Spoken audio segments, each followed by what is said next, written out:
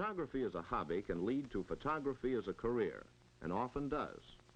But professional work calls for a lot more than just snapping pictures here and there. Hello, and welcome to Recall This Book Presents, a brand new experiment, a very special Recall This Book. As you know, our usual format is to center discussion around books from the past that help us to make sense of contemporary problems. But today we have invited a colleague to come in and present rather than a dusty old book. Cue Foley man throwing dusty old book across room. Instead, his brand new podcast. We will hear from the creator himself, hear some tempting highlights from the show, and discuss the ways in which he's approached making podcasts, perhaps even compare them to our own scintillating method of plying our friends with coffee and then locking them in the studio with us. So in our lockbox today, as usual, we have the great escape artist and anthropologist, Elizabeth Ferry. Hello, Elizabeth. Hello.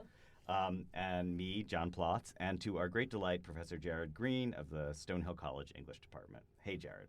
Hello. Hello. So, Jared, you started your career as a modernist with articles on Faulkner and that ilk, but in recent years you've worked on documentary cinema, on hip-hop, and you also have screenplays and theatrical credits, which are very exciting. So that's an amazing resume, and it clearly prepares you to undertake this creative sort of podcast, which we are happy to present, the Electro Library.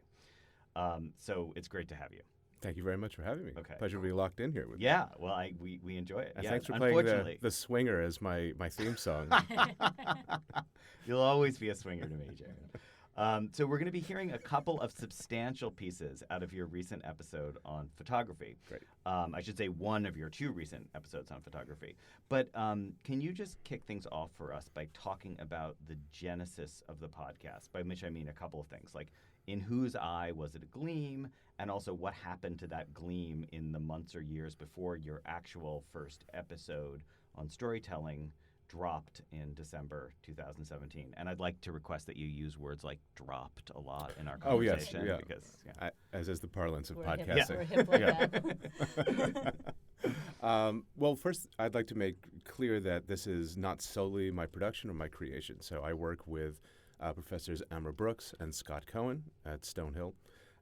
And this emerged out of multiple gleams and multiple eyes. So It is something that I wanted to do for a while. I didn't really have any of the equipment. I didn't really have a very clear sense of what the show would be. But Scott, in particular, as we at Stonehill were building the Digital Innovation Lab, was also thinking about constructing a podcasting studio, just trying to bring a lot of different forms of digital expression into that space. And so I realized we might have an opportunity. And Amra was also thinking about doing something with her creative writing students, and things sort of lay fallow for a little bit with a lot of intention and desire to make something happen, but no clear ideas. And then I got to thinking, actually, I was inspired by Lewis Lapham's Quarterly.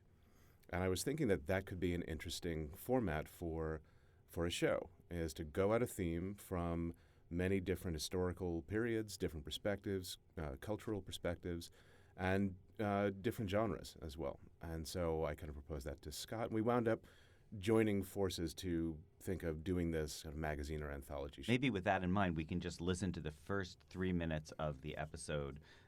It's called Photography Part 1. Literally, this is the beginning that you will hear when, I hope you do, when you go to listen to all the episodes of Electro Library. This is how Photography Part 1 of Electro Library actually starts, and we'll be back to discuss it in 3 minutes.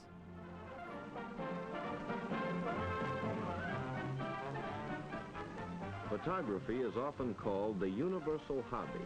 It is a means of creative expression within the reach of people in all walks of life, and it speaks a language that everyone can understand.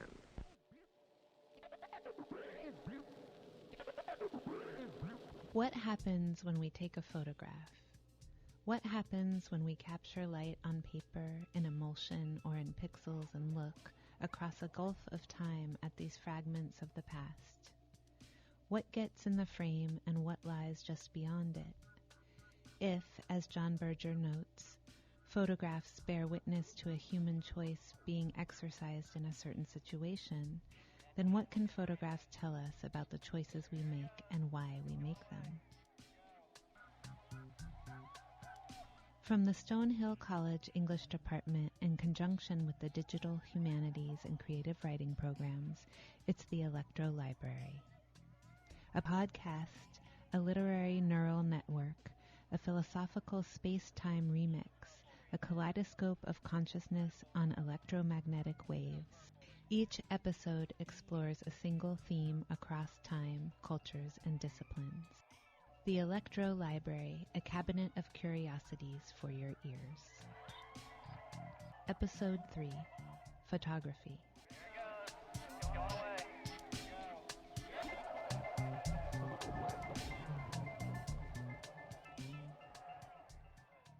The camera lens is a mechanical eye, seeing everything and recording everything.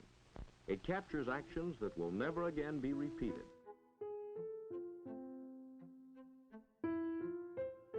People were stunned when they heard that two inventors had perfected a process that could capture an image on a silver plate. It is impossible for us to imagine today the universal confusion that greeted this invention. So accustomed have we become to the fact of photography, and so inured are we by now to its vulgarization. But not so then. There were some who, like stubborn cattle, refused to even believe that it was possible. What an obstinate race of ill-tempered beings we are, resistant by nature to anything that ruffles our ideas or interferes with our habits. Maybe it's a good time to talk about the fact that you chose to make this podcast about photography. So there's definitely a certain perversity to it, but there's actually something I really loved about that idea of working with images in a way that had to be described if you were to see anything. And that was suggested to me actually by some things that I teach in a class on photo and literature that render verbal descriptions of visual material and sometimes don't actually show the material. So I'm thinking about something, I first got to think about this from reading Marguerite Duras's The Lover, in which she describes a photograph never taken on her crossing of the Mekong Delta. And it's a moment where she recognizes she's crossing over into kind of young adulthood and into sexual realization and seeing herself. But there's no photograph because no one would have thought it was a moment to photograph. And I've been really fascinated by that idea. And I started looking for other moments in literature where there are verbal descriptions of photographs that are not embedded, so you don't actually see the photograph, right, or maybe didn't exist at all. Yeah. And by the time we were making this podcast, I thought, I think that would be perfect. Let's work with these images, but that we can't actually see. We can only see through however we generate that material auditorially. Mm-hmm. That's great. So I want to play in a minute. This is the longest chunk we're going to play. It's a Umberto Eco essay, and I'm going to ask you to introduce it for us. But also, one thing that I really noticed that makes the essay work really effectively, I think, is the way that you guys use background music. So can you talk a little bit about your decision on, like, what do they call it, the acoustic environment? Yeah, so this is a really good example of the collaboration that goes into this piece. So this was really driven by Scott Cohen's desire to do the echo piece. He's taught this in the past, at least. I don't know if he's taught it recently. And he wanted to bring that to the show. It's a piece that he especially loves. And he actually found the archival sound, which is very hard to find, of the closing down of Radio Alice. This is something he managed to find, I think, possibly using the Wayback Machine. It's stored on some Web 1.0 site. So, and we're just going to hear a tiny snippet of it. It's going to be very hard for you to place, but that's what it is. So he already began that kind of ability to experience the moment that Echo is experiencing, bring that into our podcast. And then when he had recorded his piece with that archival sound, he sent it to me. And I was thinking about what kind of music would feel right for the overall environment that we're building and for the experience we want to offer and for the ideas. So here it was something that was kind of abstract electronic washes that felt slightly menacing. Like there's a degree of drama to it, but also at the same time, to me, almost felt like an auditory equivalent of experiencing the past and the present coming together. Yeah. And that sounds very overthought, but when I heard the piece, I was looking through a lot of different music, trying to hear it as it would go with the echo piece. That's what struck me. You know, that's such a helpful comment, Jared, because that reminds me of something I meant to say, but I didn't write it down, so then I forgot it, which is that, you know, I've read really interesting articles about the golden age of radio and the golden age of TV that have made the point that in many ways it's really helpful to think about TV serials as fundamentally radio serials. Like, in other words, rather than thinking of the lineage from film, which is how we normally think about it, like it's visual packed into a small box, think about the TV as like an expanded version of the radio. So fundamentally, the acoustic environment, people often talk about watching the TV when they're in the other room. And I do this when Lisa and I watch like, trashy spy thrillers, which we do a lot. Frequently, I'm not watching the screen. I'm just listening. And the mood music in like, counterpart will tell me when I need to turn back. And also it's like it's scaled for the living room, right? Yeah. So it has this kind of domestic totally. Right. Domestic scale that film didn't. Exactly. And many of the early TV programs had been radio programs. Yeah. So they're literally drifting from one medium to another. Yeah. I mean, it's probably not right to say that it's radio with pictures, but it's the same industrial production model. Yeah. It's the same commercial production model. Yeah. And they're often using the same actors and the same writers, and some of those are the same programs. The Lone Ranger would be one example of many. Yeah. So it's and I think that you had could already even been make that established by case radio. about TV news as well, where like liveness is the thing that radio and TV have in common, which film by definition doesn't have. So that like the talking head giving you the news, like that could be, the Hindenburg is a radio broadcast, but we remember that so vividly. Right. Yeah. Yeah, and also that, that choice of the TV news model of the desk and the sort of people facing the camera is just one kind of a choice from how radio might look. Yeah, totally. Okay, so let us play a long piece, which is an Umberto Eco essay, which has now been kind of curated and scored and presented by Electro Library. And it makes an argument about how you think about photography in its role within politics. It basically makes the case that a photograph can make an argument. Sono poi di aprite cose di questo genere. Alice? Non so chi sia Alberto. A Photograph by Umberto Eco. No, non sono Matteo. Senti, c'è la polizia alla porta. Sono entrati. The readers of L'Espresso will recall the tape of the last minutes of Radio Alice, Le mani alzate, siamo entrati. recorded as the police were hammering at the door. One thing that impressed many people was how the announcer, as he reported in a tense voice what was happening, tried to convey the situation by referring to a scene in a movie. There was undoubtedly something singular about an individual going through a fairly traumatic experience, as if he were in a film. There can be only two interpretations. One is the traditional. Life is lived as a work of art. The other obliges us to reflect of it further. It is the visual work, cinema, videotape, mural, comic strip, photograph, that is now part of our memory, which is quite different and seems to confirm a hypothesis already ventured, namely that the younger generations have absorbed as elements of their behavior a series of elements filtered through the mass media. To tell the truth, it isn't even necessary to talk about new generations. If you're barely middle-aged, you will have learned personally the extent to which experience, love, fear, or hope is filtered through already seen images. I leave it to the moralists to deplore this way of living by intermediate communication. We must only bear in mind that mankind has never done anything else. And before the technology of photography, it was other images drawn from pagan carvings or illuminated manuscripts of the apocalypse. And now to another event. These last months, within that variegated and shifting experience that is called the movement, the men carrying .38 caliber pistols have emerged. From various quarters, the movement has been asked to denounce them as an alien body. Apparently, this demand for rejection encountered difficulties, and various elements came into play. Synthetically, we can say that many belonging to the movement didn't feel like labeling as outsiders forces that, even if they revealed themselves in unacceptable and tragically suicidal ways, seemed to express a reality of social protest that could not be denied.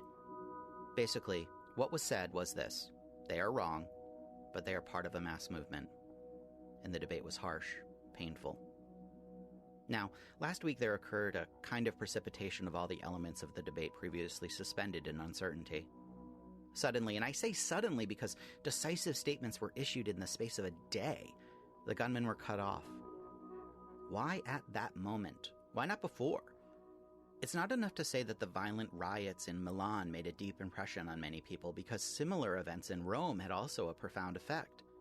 What happened that was new and different? we may venture a hypothesis, once again recalling that an explanation never explains everything, but becomes part of a landscape of explanations in reciprocal relationship. A photograph appeared. Many photographs have appeared, but this one made the rounds of all the papers. It was the photograph of a young man wearing a knitted ski mask, standing alone, in profile, in the middle of a street, legs apart, arms outstretched horizontally, with both hands grasping a pistol. Other forms can be seen in the background, but the photograph's structure is classical in its simplicity.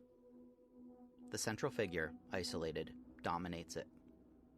If it is licit, and it is necessary, to make aesthetic observations in such cases, this is one of those photographs that will go down in history and will appear in 1,000 books. The vicissitudes of our century have been summed up in a few exemplary photographs that have proved epoch-making. The unruly crowd pouring into the square during the 10 days that shook the world, Robert Capa's dying Miliciano, the Marines planting the flag on Iwo Jima, the Vietnamese prisoner being executed with a shot in the temple, Che Guevara's tortured body on a plank in a barracks. Each of these images has become a myth and condensed to numerous speeches. It has surpassed the individual circumstances that produced it. It no longer speaks to that single character or those characters, but expresses concepts. It is unique, but at the same time it refers to other images that preceded it or that in imitation have followed it. Each of these photographs seems a film we have seen and refers to other films that had seen it. Sometimes it isn't a photograph, but a painting or a poster. What did the photograph of the Milanese gunman say? I believe it abruptly revealed, without the need for a lot of digressive speeches, something that had been circulating in a lot of talk, but that words alone could not. To me, I love that accept. turn at the end where it makes the case that this is, the photograph as argument. Yeah. Mm-hmm. But I do think it goes back to the point that, in a way it relates to the Cabinet of Curiosities point, because it has to do with whether we think of artwork as having this longue durée existence where it's always around and we can bring it up and show it to people. Like we discovered there's a marvelous piece of sound from Radio Alice. We can bring it back to you. Or we think about artwork in that moment of vivid presentness where all of a sudden people saw this photograph and boom, it changed their thinking. Right. One thing that's interesting, and maybe there are listeners out there who would correct me on this, but I think the thing that Eco gets wrong in a predictive way is I don't believe that this image of the Milanese gunman actually did enter into a broader way of thinking about images that have shaped consciousness. In some way, it really resides in Eco's account. Right? So he sees on something that absolutely at that moment galvanized opinion, gave a human face to a thing that was on a scale that was beyond imagination, and suddenly made it look like insanity, right? This was chaos. This was not heroic. Right. And so that did shift that conversation. But he says this is going to enter into a future history of very significant images. And he thinks about the Kappa image, right? Or the image of the execution in Vietnam and so forth. And to the best of my knowledge, it actually has dropped out of that conversation and exists only in Eco's framing of it. Yeah. So it seems like there's two thoughts that come out of that. One is whether it matters. Like, first of all, it's always the nature. If you're writing about the present, you're always going to be wrong more often than you're right. Yeah. Like, it's easy. I talk about this with my friends who teach contemporary literature all the time because it's easy for me to pick a bunch of, Thomas Hardy and George Eliot novels to teach, and my friends who teach contemporary literature have to struggle with which of the Pulitzer Prize winners should I do? But then the other point that I think you're making, Jared, is implicitly that he's displacing his own cultural influence. Like he's saying the influence is in the photograph, but actually it's more like in his publishing. Presumably that was a well-circulated essay at the time. Yes, and then appears in Travels in Hyperreality in the early 80s, 82, 84, I can't quite remember when that came out. But I think and the reason that Scott wanted to bring this to the show is not so much because of the significance of that image, but because Eco, who's doing an early shot across the bow of a postmodern account of the image, there's a tradition he's working in from Benjamin and Barthes, but at the same time, this is fairly early on in terms of thinking about what a media-saturated environment really does in terms of shaping political consciousness. That still feels very relevant, and I think Scott was right to identify. It feels as though if we just inserted some different reference points, Right. we might be talking about the Gilets jaunes, and representations of, say, the Or refugee Antifa crisis or Antifa, right? Something like that. The ways in which the political becomes visualizable and therefore imaginable, and then arguments can get made about it because it circulates on a figure of a human doing a thing.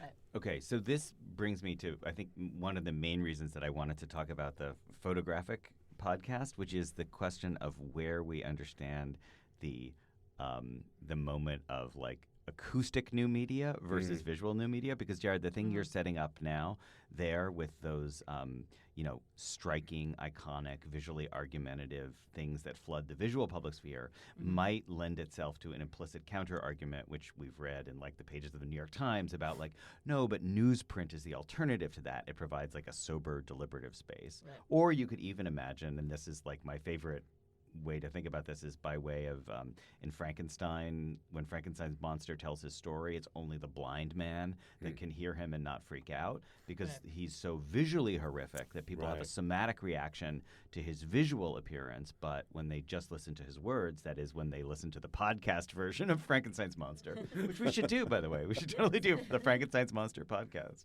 Hello, I am a sad monster. But the point is that the acoustic No fire in the booth. that the acoustic version is meant to be just like kind of innately more moderate. So that's one way of setting this up, where not visual is bad, but visual is on one side of the spectrum and then the acoustic is kind of on the other.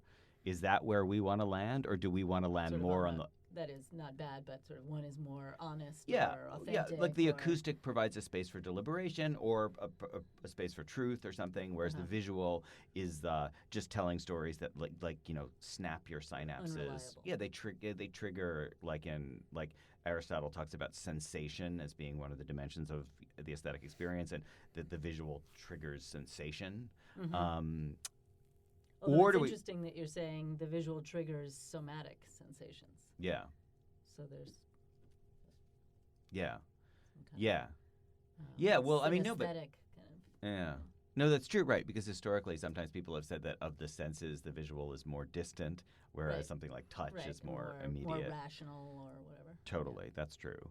But just to keep the other side, the other way of thinking about this in play would be that whatever media form is new is the form that really grabs people. By which logic, the podcast could also be like so how do we think about those things? Do we believe there is something more charged about the visual and more safe about the acoustic? Or? Well, why are you doing I'm Recall This asking. Book as a podcast as opposed to, say, a video blog? What attracts Because I don't know you how the to video? use a video camera. All right. Okay, that's Because I have an a face unfair because I have a dodge. face for radio. Not Elizabeth Berry has a face for YouTube, but I have a face for radio. So. but is it? I mean, it surely can't be the case that that's the only reason that you felt this was the medium that was right for having the kind of discussion you wanted to have.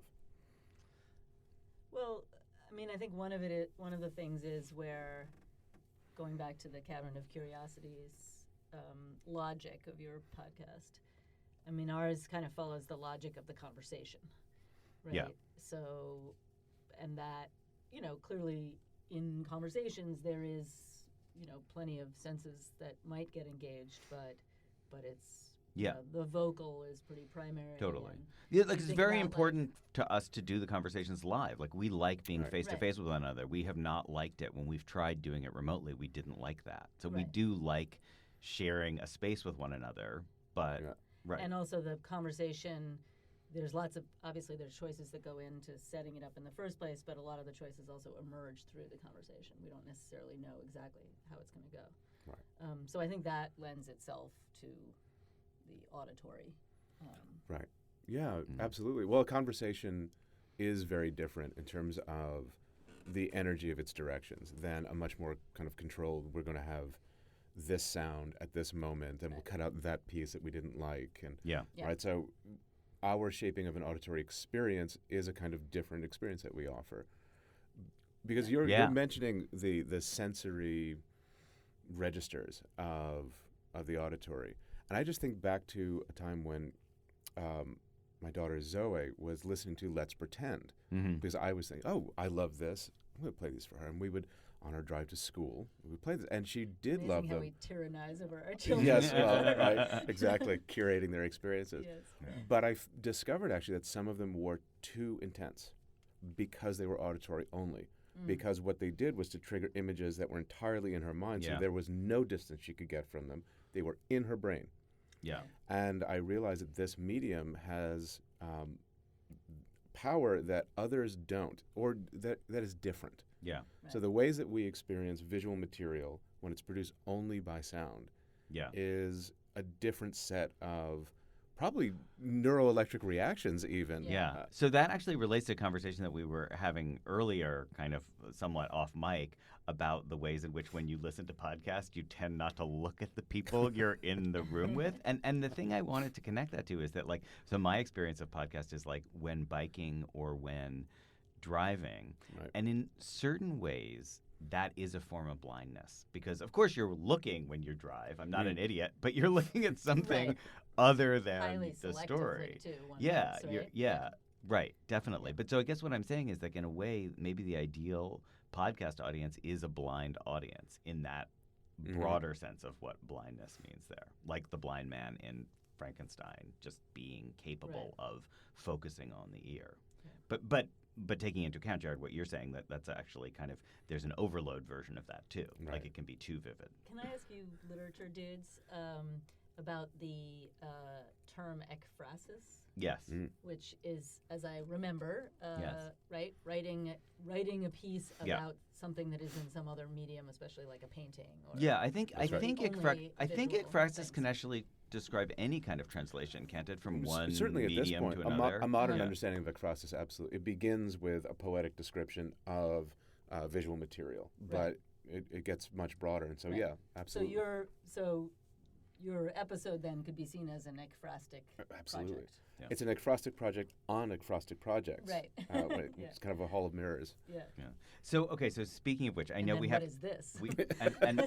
Jared, I definitely want to hear about where you guys are heading with this. But Yeah. before we do, that just leads me to. I'm still thinking about like the form of compare and contrast between the sort of beautifully curated acoustical space you do and the kind of flabby conversation that we do.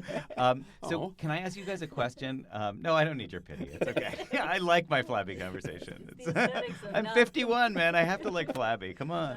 Not completely knowing what we're talking Yeah. about. But Or the speaking question for is this. myself. I just Everyone else recently knows read this. two John le Carré. I listened to two John le Carré novels, and one of which was the traditional audiobook where somebody just read the whole novel through, and the other was a staged drama version Right. of the the episodes. So with people playing the voices. So my question is, do you guys have a preference between those two things? Because I just vastly preferred hearing someone read the whole book. Like that was my preference. I wanted to hear the book and have it drop into my head. Right. But I understand why you would want to do it as a radio play. I get the appeal of that. So do you guys have a feeling about that? It had Foley men, like great Foley men, Yeah. like doors creaked open. I mean, I you feel know? like I'm so unaccustomed to listening to radio plays that they feel. I don't think I can really get the juice out of them because they feel so strange and stagey to me. Whereas, there's nothing intrinsically less stagey about reading a book into a microphone, but somehow I'm able to experience that more Yeah. as a more natural medium. So but that may just be me. I guess I would say, and this is perhaps a bit evasive, it really depends on the experience I'm looking to have. If I want to hear a political conversation, I want it direct and live, and I want to hear ideas unfold, and I don't want to have the sense that it's artificial, which would take me out of that moment and make me feel that it's inauthentic, and that's not what I was seeking. But I can certainly imagine a very well done production. It would have to be the acting would have to be good, and the sound has to be good. Right? Yeah. So imagining a very high level production, if I'm seeking an experience of world building where I want more World senses, building. Right. more Right. senses activated, then that's something that I might seek out. Right. So I'm not necessarily going to come down on one side or another. No, it makes sense. It I really think is your very- it's very podcast different. builds a world, and I don't Yeah. think ours does. And I do think that's a difference. Well, yours builds the world of the sharing of social energy through conversation. So it's a different Yeah. kind of world. Well, yeah, we invite you to imagine being part of that conversation, Yeah. but it is different from building. It's not a Gesamtkunstwerk. I mean, you're more Wagnerian. We're more, we're more I like, don't know how to take that. we're more like Really? Schubert leader, off on the edge. So I have a question that just yeah. occurred to me. So occasionally my kids every year they have to read a book for the next year of school, right? And it mostly sucks. Most of them are not very good, I find. Hat and- tip to the Brooklyn Public Schools, yes. and I always find myself in this sort of quandary because, I buy the book and then I try to get them to read the book, and they're readers, they read things, but often it's kind of a struggle to get them to read this particular book, and I don't feel very invested in it often. But I feel this like it's cheating to get the book on right. the audio book. Mm-hmm. So why do I feel like it's cheating? That's my question. Or maybe it is cheating, or maybe Well, I don't know. I mean, I they're suppose still it's hearing it, and yeah, they're taking in content, which is different from absorbing, digesting, and thinking about that content. It's not to Well, say that is you it can't though? I do mean- that. But the argument is that you wouldn't be. It's not just content, right? Because you still have to decipher the syntax of a sentence that someone Yeah. reads. to Sure. you. right. And I Right. mean, it's certainly we've all had the experience of passing our eyes over a page Yeah. in a reading Very true. activity without. Yeah. But what you can't do, or it would require a different way of listening to an audiobook, is something that is one of the principal pleasures of reading, which is to move away from that page and that imaginary world into whatever it's making you think. Because if you do that while listening to an audiobook, you will miss content. You will miss the next set of sentences. Isn't that sort of the opposite of what you just said about your daughter and the,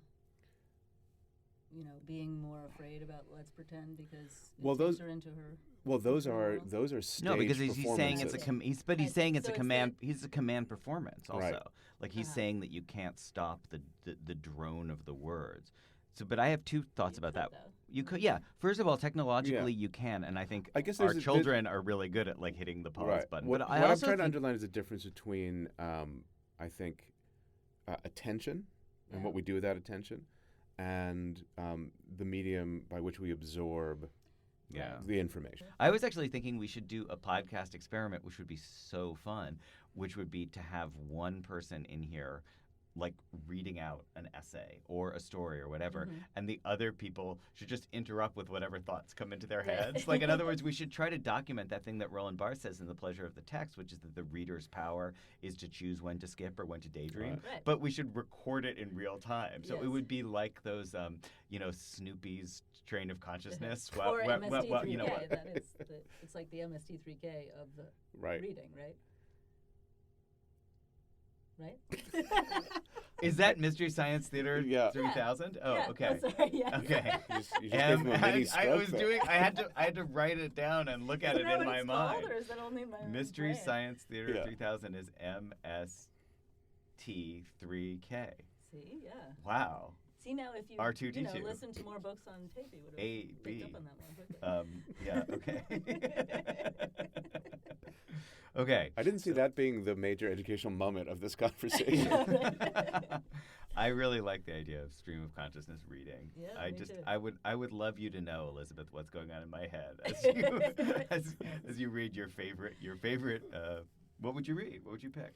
For Like if you read out your favorite short story or something. I think I might pick like a with commentary with Yeah, my own. yeah.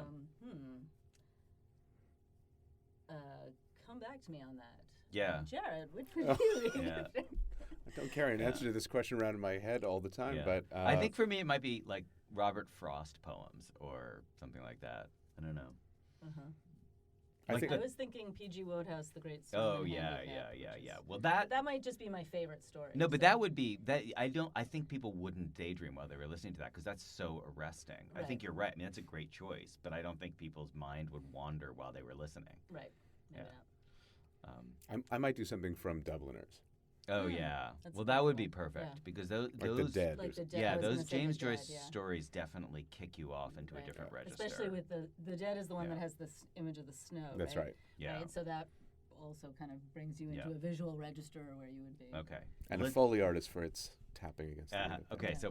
so a podcast of listening But as podcast. I feel like just so not to lose this thread, that there's something that we're circulating around, which is actually a very kind of Frankfurt School question. We're almost right in the zone of critique that Horkheimer and Adorno were in the culture industry about what kinds of mediums are monodirectional and Right. which ones are reciprocal. yeah. And even though we can hit the pause button on Yeah. this podcast or on any kind of audio Yeah. medium, they aren't really reciprocal. Yeah. In Right. the way that, for instance, reading a book is in a sense. Now, we can't reach to the author and say, don't say Right. that, but we can stop on the page. We can mark the page. We can close that book. We can think differently. We can resist what's being But you know, said. when or- I listen to Or a we book can on have a tape that different degree of engagement with It's it. a Yeah. different Yeah. kind of engagement. And But- when you were saying, John, like this is training, that's kind of the issue. What do our expressive mediums train all of us, not just kids, obviously, Yeah. to expect from a certain mode of address? What kind of attention do we pay when an authoritative voice is coming out over the radio? So I totally hear what you're saying, but I feel like there is, you know, when you read the Jeremiads against like how modern day media are destroying thought, which by the way had been Yeah. published from like 1150 Yeah. AD Exactly, to the right. present. Like the you know, Plato Jeremiads hated writing. right. So the Jeremiads sometimes run along the lines of the problem with the new media is that they don't allow any space for thought. But with the contemporary media, Right. I've also heard the other Jeremiad, it's too easy for people to Right. produce content now. Right. So you can't really have it both ways. Right, Like right. either it's suppressive of content or it's generative Well, of it's like content. the- But it you know, can't they- be. You can't condemn it for both. Yeah, I mean, they used to say that, computers made people too antisocial, and now it's like, Right. It now makes you too social. Too social, Right. right? Because all the bullying is cyberbullying. Right, Right. right. Yeah. That's a really good point. But I kind of feel like these arguments have always been true. Both Yeah. sides of that argument have always been true. Plato was absolutely right. Writing did destroy oral culture, except for what we're doing right now. It Yeah. took millennia for it to come back. Yeah. Yes. But Yeah. Thank so goodness that was we Yeah, for a yeah. second. But that here was- in our locked room, only one side is allowed to be right. Sorry.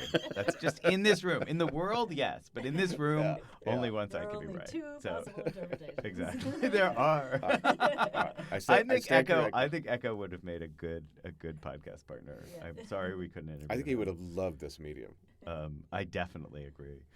So Jared, this has been great. But as we move to wrapping up, tell us about next steps. Like, where are you guys heading? Well, I think we'll try to keep refining our ability to create an interesting sound experience.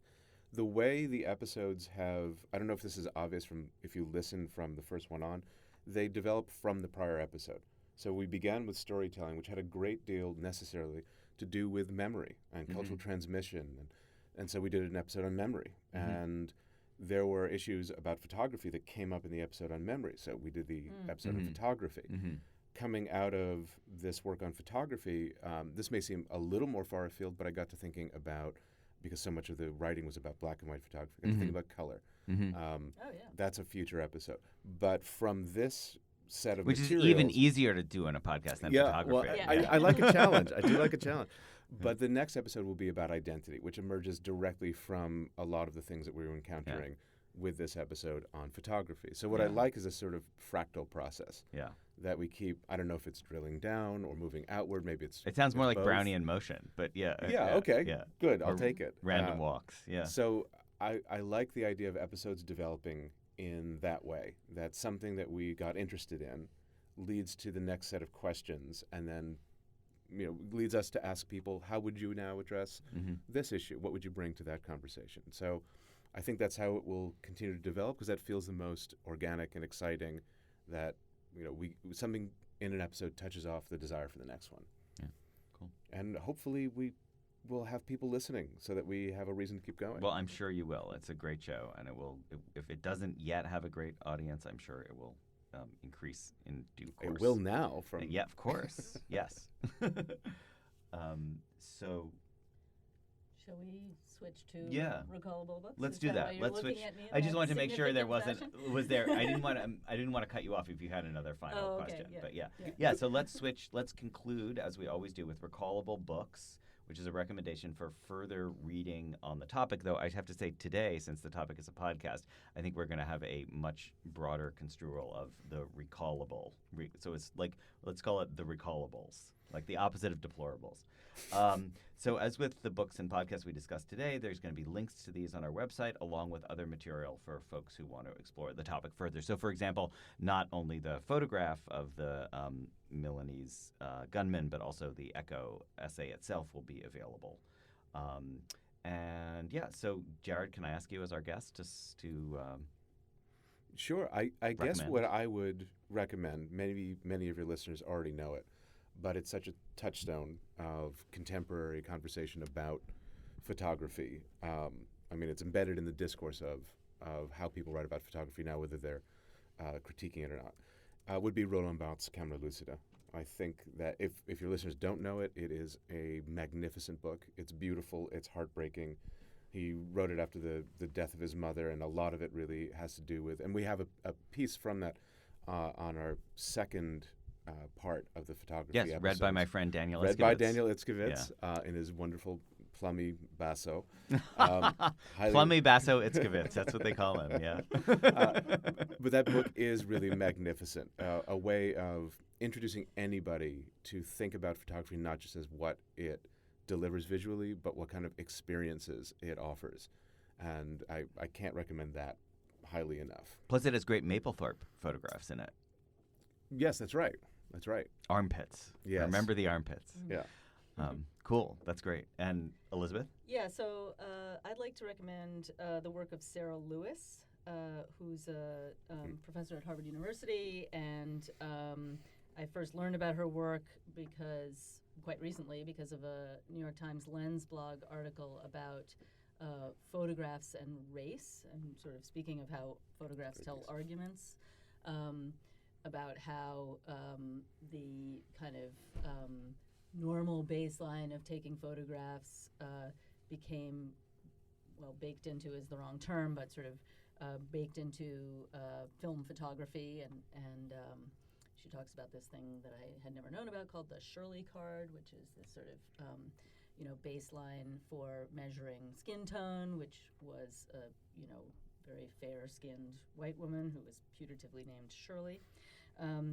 And she also, in particular, I'd also like to recommend an edited issue by Lewis of the magazine Aperture from summer 2016 on vision and justice, which encapsulates a lot of these really fascinating issues about race and argument and photography. That's great. I learned recently she is one of 4 professors at Harvard who's working on Frederick Douglass photographs right now. So it's clearly there's the movement afoot, which is great.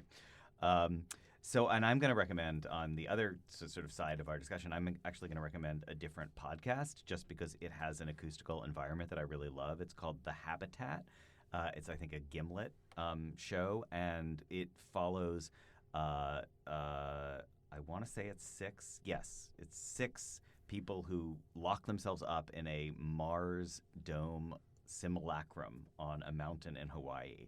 And it's part of the training to figure out what it's eventually going to be like to live on Mars. But so it essentially allows us to have science fictional sound of people living inside a Mars dome where, you get to hear them putting on their space suits in order to go out and do walks through the volcanic landscape that they're in. And it's just kind of a paradise of sonic environment and a total invitation to let's pretend, to imagining. I think it's a wonderful, it manages to be a sort of a factual world building exercise. I love it. I think that brings us to the close of our very, very special Recall This Book. Recall This Book is hosted by John Plotz and Elizabeth Ferry. Sound editing is by Claire Ogden. Web design and social media is done by Claire and Matthew Schratz. And future upcoming episodes include a conversation with the Chinese science fiction writer Xishan Liu, another with Zadie Smith, and one with the poet David Ferry and the biologist E.O. Wilson. So finally, if you enjoyed today's show, please be sure to tweet about us, mention the show on Facebook, or write a review and rate us on iTunes, Stitcher, or wherever you get your podcast. And please do check out the Electro Library, really wonderful podcast. So thank you very much, Jared, and thanks to you all for listening. Thank you both.